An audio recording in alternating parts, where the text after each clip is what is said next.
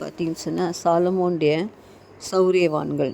So நாமும் கூட சாலமோனாகிய இயேசு அந்த ராஜாவுடைய சௌரியவான்களாக இருக்கு அப்படின்னாலே இவர்கள் என்ன செஞ்சாங்கன்னு சொன்னால் பட்டயத்தை பிடித்து யுத்தத்துக்கு பழகினவளாக இருக்கிறார்கள். ஸோ பட்டயத்தை நாம் பிடிக்க வேண்டும். என்ன பட்டயம்? வேத வசனமாகிய பட்டயம், ஆவியின் பட்டயம். அந்த பட்டயத்தை நாம் பிடித்து கொண்டு நிறைய தேவனுடைய வசனங்களை நாம் தியானித்து அந்த வல்லமை நாம் அறிந்து நமக்கு விரோதமாக நிற்கக்கூடிய சாத்தானை வெல்லும்படியாக பழக வேண்டும். நம்முடைய ஜெபங்கள் அப்படி மாற வேண்டும்.